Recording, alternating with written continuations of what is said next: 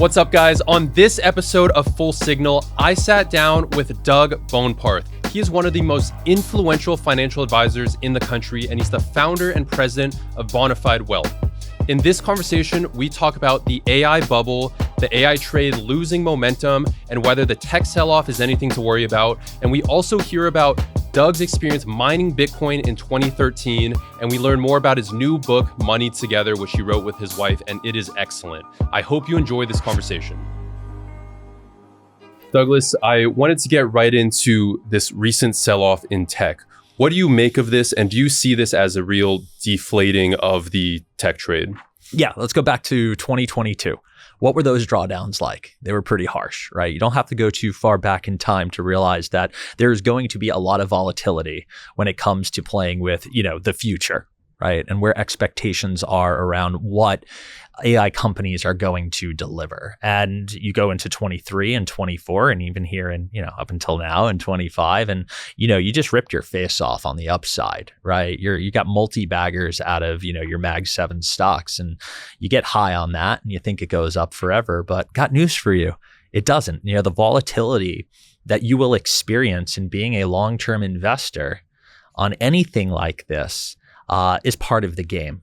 You remember how people say, the joke rather, that is, man, I wish I just invested in Apple and Amazon in the 90s. Well, guess what? You probably would have sold if you did own those companies. And the reason for that is how many 90+% drawdowns did you need to live through? I think it's 2 and 3 respectively. I forget which one had 3. I think it's Amazon had 3, Apple had 2. That is mind-numbing kind of volatility. And I think most people would have looked at that and probably sold. So you want to hold these stocks, you're going to have to buy the volatility. I think it's a big part of the story. I mean, the most upside from these companies comes from the most volatile names.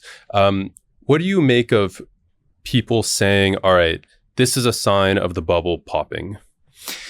So you see the comparisons between .com and, where we are today with AI. And I think it's very difficult to, create those lines. Maybe it's a dotted line at best. And I think we're just dealing with a completely different environment today. What we were kind of seeing and feeling out what the internet could do, during the .com era. What were those companies? Literally websites. And today I think we're well past, discovering what the internet is. And now you have something that is completely different, right? So I think it's a big contrast between then and now. But if we're talking, comparison aside, if we're just talking about, hey, do we have a bubble here?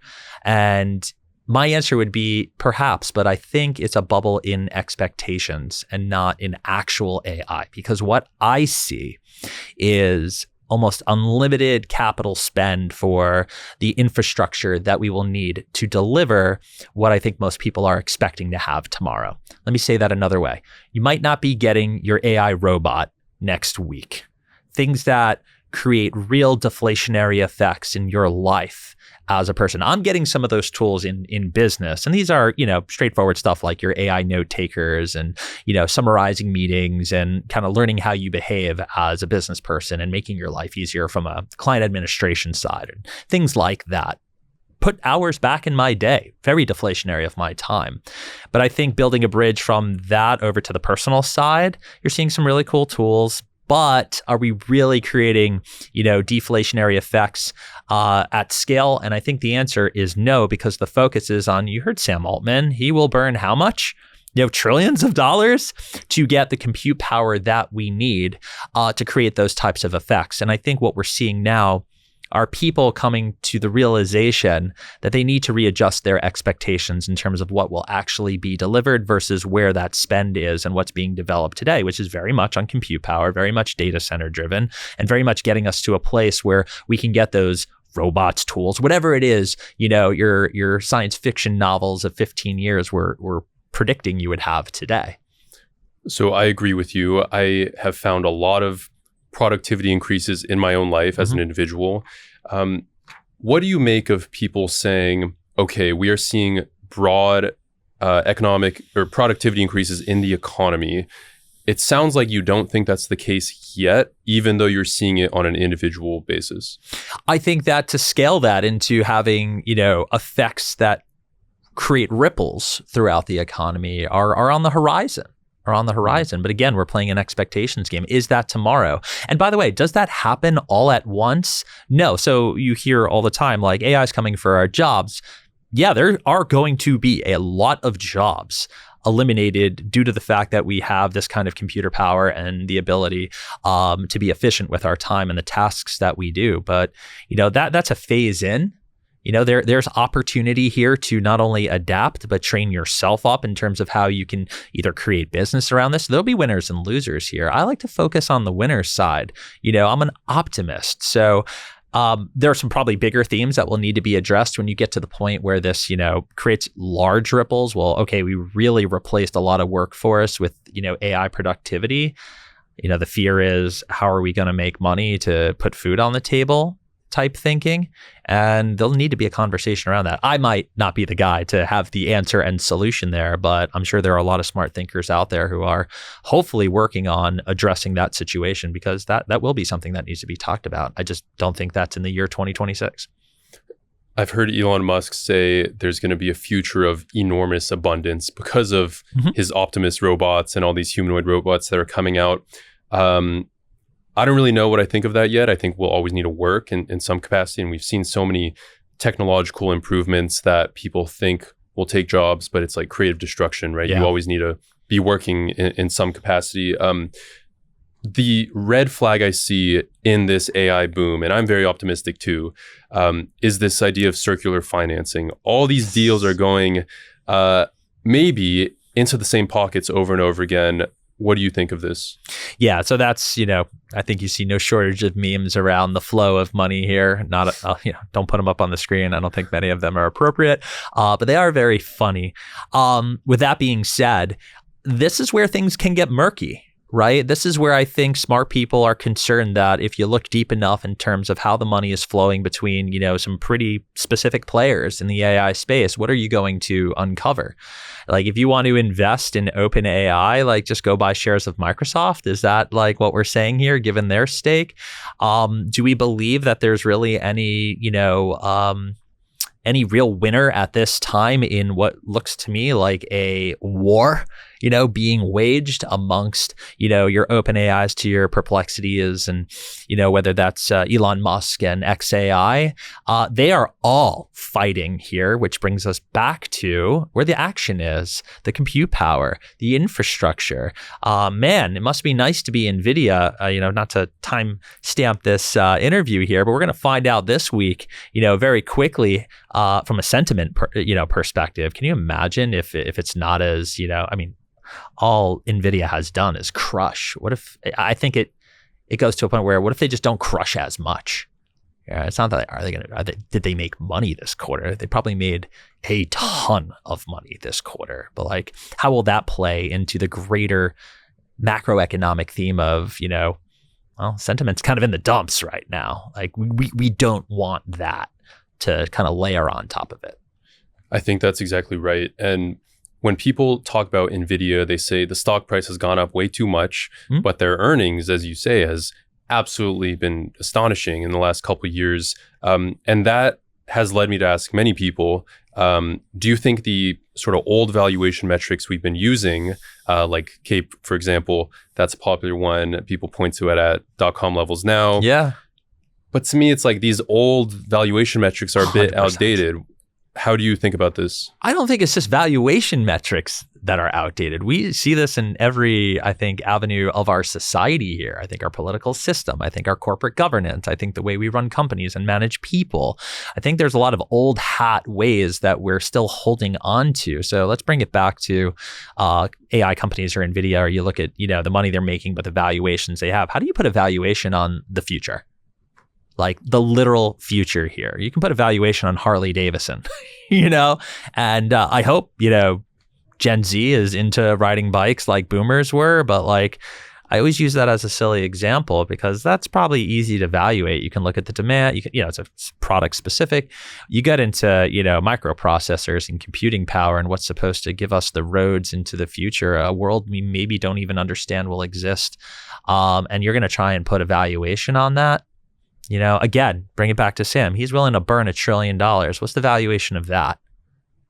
I mean, it's got to be, something we can't even fathom, to be willing to burn $1 trillion to get to a future that, is worth multiples of trillions of dollars, because you got to justify, the spend at some point.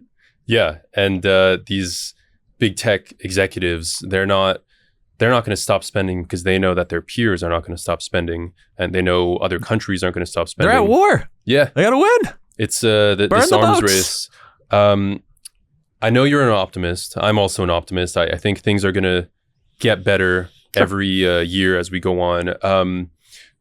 What do you think investors are not appreciating as far as risks right now in the market, whether that's in AI or elsewhere?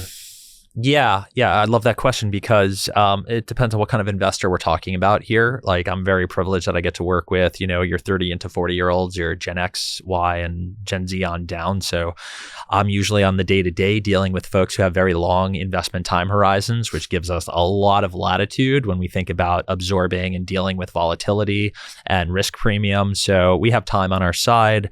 We have great tools for helping set great expectations, such as financial planning and showing folks how we get to those goals, because it's goal driven, right? No, if you're investing just to make number go up, you're probably extremely wealthy, or you're playing the wrong game. There's really no in between there.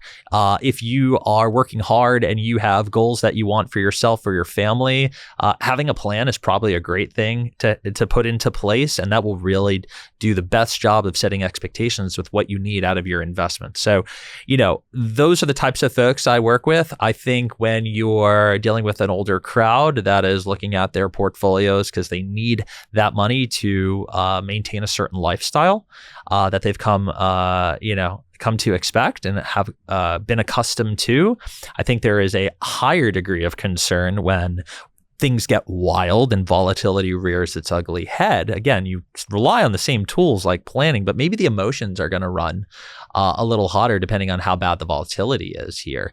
But I think we do a good job, again, of setting that expectation and showing how, whether it's a retirement planning model, look, we bake in bad timing analyses, back-to-back terrible years. We crank up inflation to show what happens if we run it hot. We try and, pick it apart from as many conservative angles as possible so that we can get to the conversation around how we allocate money. And I think it's probably a little bit more prickly for that crowd than it is a younger crowd who can say, you know what? AI is the future. Like, I can white knuckle crazy volatility, assuming you got all the foundational pieces in play. Let's go. And we're going to be long. And I can get through that 60, 70% drawdown. And if the economy holds itself together and they hold their job down and there's still income coming in the door and they set themselves up for success, hopefully they'll have cash to, instead of be fearful of volatility, but look at that as an opportunity to get things that are, you'd be begging for those prices 20 years from now. It's an amazing way to put it. And I think a lot of young investors, especially, they need to take the long-term mindset, but it's so difficult when you see these stocks going up and down 6-8% in a day, especially when they're, trillion-dollar companies. Yep. What are some of these conversations you're having about, let's say, if a big tech company goes down so dramatically, and some of these investors you work with, do they want to get out of the positions? Like, how are they thinking about it? Yeah, we're not trading much here unless it's to buy that dip and get that opportunity to hold on to something you were going to buy anyways at a discount. Like, being tuned into the behavioral components of how our clients work and how they think is absolutely critical to making great decisions when opportunities show up. I think it is actually easier for me to have the conversation around, okay, this is a bad market, this was a drawdown, because I'll be like, yeah, I'm not using this money for so long, versus, hey, this particular stock is 40% down. And we would love to be, you're already an investor. This is the goal, is to hold stocks like these. And you're catching them at a time, maybe they're not secure about their job. Maybe they're just nervous. I mean, let's go to 2020, right? There's a global pandemic spreading across the world. I thought, looking at that 35% drawdown, having gotten my experience in the Great Recession in 2008, I said there'll be a moment in time where there's a vicious drawdown. And, I was very young. I had no money, I barely had any clients at the time. I was working in a practice that had clients. And the biggest lesson I took away is like, okay, that's extremely scary. But in there, would you have, it's March of 2009. Raise your hand if you would have liked to have bought, any equity index. I mean, if hindsight 2020, I would have levered everything I had and went all in on, you name it. And you would have done really, really well. So here's 2020, it's March again, in this case, 2020, and you're 35, percent drawdown on the S&P 500. And I'm like, here it is. We can communicate with our clients, give them a playbook of how you, tactically buy the dip here. And unlike 2008, which was a financial crisis, you have a health crisis. Completely different. I did not account for the fact that people would be thinking very differently. Just because it was a vicious drawdown, the feelings around that were very different. So another learning lesson here. There were a lot of clients who were like, I understand you, and this is an opportunity, but I don't know if daycare is opening tomorrow, and I don't know if I'm going to have a job. I don't know if I'm going to be, how about this? I don't know if I'm going to be alive tomorrow. Now that is a totally different, psychological experiment when you're dealing with people and their money. Yeah, there's no conversation where you could really start with the stock market if people are worried about, one, their job, but two, life and death. You train them up to say, in these moments, if you feel secure in your job and in your life, and you have your cash reserve and you have discipline, when it comes to investing, let's go take 3 out of the 9 months of your living expenses that we put in cash for not only opportunities like this, but emergencies we hopefully won't have to deal with. And their answer is, yeah, I know, like this is the moment in which we can get the discount, but the uncertainty and the feelings and the discomfort that I'm going to experience by coughing up, 33% of my cash reserve is just too much. It's just too much. And, sometimes there's no amount of planning and no amount of conversations you can have to fight those feelings there, especially when it's something like, a health crisis. Unimaginable. Yeah, you can't predict it. So in this current tech sell-off, what are you looking at in the market that you think is an attractive opportunity, whether that's tech or some other corner of the market? Yeah, I don't think you need to be too creative to see where, opportunities are when you have, whether it's tech stocks or the broader markets pulling back, right? I have absolutely no shame in telling you just how vanilla of an investor I am on behalf of my clients. Risk-adjusted portfolios at the core of what we do, then build your opportunity portfolios or your individual stock positions around that. What I want to see you do is get very, very good at the boring stuff. Why? Because the boring stuff is incredibly hard to get good at. Right? You need to be in the top 50, top half of all investors on a consecutive basis, 0.5 times 0.5 times 0.5. You do that, be in the top half year in and year out, be average year in and year out consistently. By the end of that journey, you will be in the top decile of all investors. This notion of quietly compounding your wealth over time is lost on a lot of smart people. I think it's just lost on a lot of people in general because hard-coded in your DNA and mine is an ancestor that did not want to be eaten by a saber-toothed tiger or eat a poisonous mushroom and die that day. These are those animal spirits that almost compel you to work against yourself when things get a little bit crazy here. So if you have the fortitude and you have the discipline and you have the consistency in place, you will do exceptionally well as a boring investor. Get that, make that 80, 90% of what you do, go have a blast with the other 10 or 20%. Do you see the boring stuff as mostly we're buying index funds and bonds? Is that what you're talking about? Yeah. I mean, take your flavor of boring, right? I could show you that on a 100% equity portfolio on an 80, 20, 60, 40. I could flavor that up any way you want, given, what expected return we're trying to get in order to drive the results that the returns that you need to get to the goal that you have. What does that sound like? Doug, I would like to have the option of not working at 55, maintain $130,000 a year after tax lifestyle. Here's my inflation assumption. Here's my rate of, we can solve for rate of return. We can solve for how much you need to put away every month to get there. And you start to build this out, put some random probability behind it. You use those Monte Carlo simulations. I'm describing you like just, retirement planning as prescribed by, any certified financial planner that you'll find. And that's expectation setting 101. That is something that clients and investors can moor themselves to get through the very tough moments, not just in the markets. You can't control that. What about in their lives?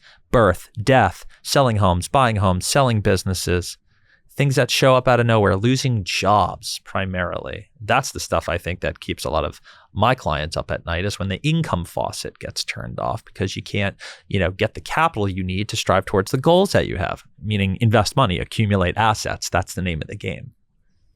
So something that's been keeping a lot of people up at night these days, Bitcoin is negative year to date as of this recording. So a lot of people are freaking out. Sure. Even though it's still, I think, at $93,000. And last November, it was actually at $69,000, which is an enormous appreciation. Yeah. But if you read the headlines, you would think the sky's falling. Yeah. How are you thinking about Bitcoin in this moment? I think perspective matters here. And you're talking to someone who has been an early adopter of Bitcoin. Cool story. I'll make it as succinct as possible. A friend called me up in 2013, very smart childhood friend, started going on about words I had never heard in my life before, blockchain technology and Bitcoin. And it's kind of lost on me at the moment. We just got back from our honeymoon. I don't think we even paid the bill. We're pretty much broke, negative with student loan debt at this point. I should say broke, just net worth table, student loan debt driven. And I just was like, hey man, what do you want? And he was like, $3,000 we'll go 50-50 on a Bitcoin miner, a 2 terahash miner. And he had to explain to me what that meant. And he was the GP, I was the limited partner. And sure enough, we secured this miner less than a year later. He hooked it up in his garage and he was mining Bitcoin. We were mining Bitcoin, and it would just, half of whatever we got would go into a digital wallet that I opened up. And that began, my origin story around Bitcoin. And that's 2014, where those, sats ended up in a wallet that I could actually see, go up and down. We're talking $300-$400 a Bitcoin back then. I can tell you I haven't sold a single Satoshi. Every month I still add a little bit to it. I wish I had a yacht and I could, just go hang out with my kids, and we did that kind of well, but it's a meaningful discussion and part of our finances as a family, which is absolutely wonderful. But more importantly, the lessons of, learning about just blockchain and Bitcoin and crypto and the entire space has been beneficial. I think what's been even more beneficial is the lessons I learn as an investor overall, right? So you talked about, hey, we were at all-time highs not too long ago this year, 125 plus, 128. I forget how high we got, something in there. And now we're down at 91, 92. Okay. Perspective matters. I have gone through how many drawdowns of 80+%? It's like 3, 4, or 5 at this point. 50%? I don't even know anymore. 20, 30? What are we talking about here? So for me, my perspective is, you're going to hold this asset that historically has been absolutely vicious when, volatility strikes. I've seen 300 go to 20,000, back to 3, up to 40, back to 8, whatever it may be. What's your conviction like? So if we talk to our clients about holding individual stocks, whether it's AI or, coins or whatever it may be, I can share, these lessons and this experience with them to help them navigate what will inherently be a classic relationship of risk to reward. Real quick, we'll get right back to the interview. Just wanted to pop in and say, if you like this content, I write a newsletter every single morning called Opening Bell Daily. I cover macro, the stock market, asset prices, why things are going up, why they're going down.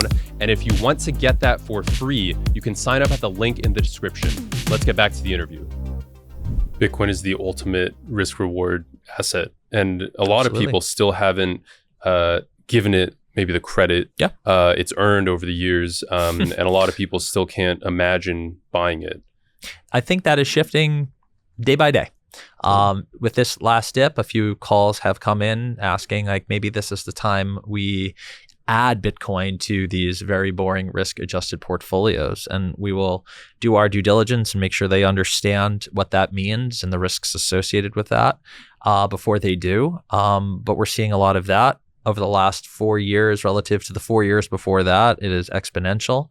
The amount of, again, dealing with younger investors here, the exposure that our clients have, the amount of prospects coming in the door with outsized exposure, wondering what to do, how to handle this from a tax perspective, how to incorporate this into their financial planning, only grows year to year.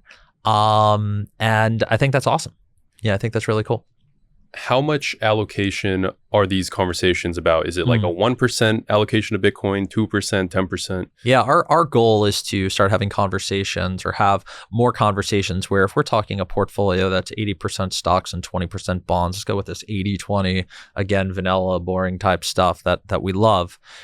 There's room for 5%, of Bitcoin. No one's more vocal about this than Rick Edelman, who would tell you if you don't own, Bitcoin, you are essentially shorting the market, right? And I think what he believes should be in the portfolio is very different from what I believe, but I love the conviction. I think we're very much aligned with how important specifically Bitcoin is for, the future of finance. But yeah, 100% equity portfolio that could go as high as 7. I think when you get to the more conservative portfolios, very limited, if not there at all, because I think we're talking to a different crowd here. And hey, not to knock some of the older investors. I got clients in their 60s and 70s that are believers and have gone out on their own to, hold Bitcoin on a ledger or, even lever up using like MicroStrategy to do it. So, Bitcoin knows no age, but we tend to see more, adoption amongst the younger investors for sure. That makes sense. I'd hope so. So, Douglas, you just came out with the book and you wrote this with your wife, Heather. Yeah. It's called Money Together. Can you share a bit about what the book's about and maybe some of the takeaways from the book? Absolutely. So there are not a lot of areas in personal finance that haven't been well covered. Certainly on the investment front, there's no shortage of wonderful books. When it comes to psychology of money as well, there is great books just like The Psychology of Money. But when it came to conversations between spouses and how to navigate a game that you must play if you are committed to a partner, there was not a lot, if anything at all. And it really stemmed from Heather and I's own experience of, what happened to us in terms of thinking we had it all figured out, bought a home, had a kid, you have an attorney providing stable income, you had an entrepreneur and a financial advisor. And we ultimately got to a point sometime, towards the end of the pandemic, whenever you think that is, 22, 23. And Heather was becoming more and more detached from, our financial life because of, being my co-pilot, being an attorney, being an amazing mom, dealing with everything that comes with a pandemic. And our kids were 1 and 4. And you're talking about a couple that really, was checked in, to our financial lives. And here we are. I'm now making 3-4 times as much as she is. The foundation that she had set for us worked, for me to take the risks and grow this business. And she kind of looked at the situation, was honest with me, sat me down, and I knew we're, love each other enough where I can take the criticism and says, hey, I'm starting to resent, the situation we have here. You're getting to do all these fun things and live your dream. And sure, there's, money coming in the door as a result of it, but when's it my turn? When, I have ambition too. She is way smarter than me, way more motivated than me, easier on the eyes than me too. And, that was uncomfortable to hear, but it prompted a question.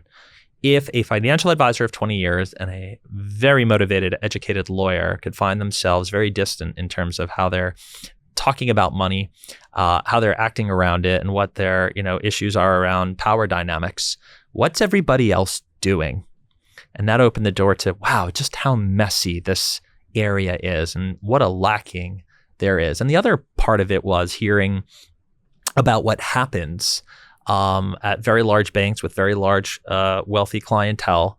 We heard from the horse's mouth, very, very, very large international bank said their biggest problem is that 80-something-year-old men are dying, leaving behind fortunes to their wives, and those wives are left in complete darkness when it comes to their financial lives, and the banks are losing those clients.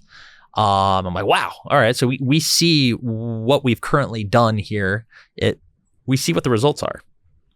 I don't like those results whatsoever as a financial professional. And then from Heather's take two was this reexamination and the framework around what contribution is. This old trope of, providing is what you make.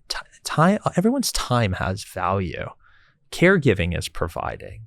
Power dynamics, contribution. There's a lot of reframing that needs to take place for your generation and mine and pretty much any generation. But I think a real opportunity to break, those societal pressures and forces that still exist to this day. As a 90s kid, you watch the TV and, it's like the guy and all of that. So we decided to write a book about that and interview dozens of couples to hear their stories. This is not a memoir of either of our lives. Heather shares a very interesting narrative of her own life as the common thread to bring in these really, really wonderful stories across 5 sections of the book. We start with our beginnings, like you got to do the self-work. Where did you come from? Tell me about your culture, your religion, your environment growing up. Right? That will shape how you view money. We talk about mistakes. What are the things holding us back? The things that we believe we did wrong. Are they even mistakes? Right? So we can unpack that and then get into contribution and how we reframe how it is we contribute to our families, not just money, but with time, as I mentioned. And then power and risk. How do we move away from power over one another and power with one another? How do we take those turns? How do we create wins when if you win, I win, if I win, you win? And then lastly, risk. How do we think about moving forward? How do we place our bets in harmony with one another so our expectations are set and we start acting like a team? Those are just some of the things that go into writing this. It's I'm reading it right now and it's very straightforward, very practical. And I'm definitely going to recommend it to my wife as well. I think it's, it's a fantastic. Teamwork. Yeah. This is a practice. Like we want you to understand that if you're playing a long game, like whether it's your health, physical or mental, whether it's your investments, your portfolio, you have to have a practice. You have to have consistency. You have to have discipline. And it is no different when it comes to this topic of money with the person that you love. Are you checking in regularly? How are those conversation structures? How are you sharing the stories? You may know the facts about your partner, but do you know the stories? Do you have the perspective you need to understand that, hey, this is why they behave that way when it comes to an expense or the risk they're willing to take when it comes to investing money, or why they're so burnt out and just don't want to have to talk about this conversation with you because they're doing everything else. These are very high stakes conversations. And I think it's an important book. And I definitely think everyone should go out and check it out. So Douglas, can you share where people can find you online and find the book? Of course. So if you're interested in learning more about the book, you can head over to domoneytogether.com. If you want to learn more about the firm, it's bonefidewealth.com. And we have a weekly newsletter on love and money as well called The Joint Account. And you can visit that site. A lot of .coms here. Read thejointaccount.com. I'm at Doug Boneparth. Heather's at Average Joelle. Come get some laughs over on the platform formerly known as Twitter or any other social media platform you like to rot your brain with. I will say before we log off here, you are one of the funniest people on X. So everyone should go check out what you're writing about. Thank you so much for joining, and we'll do it again soon. Thanks for having me.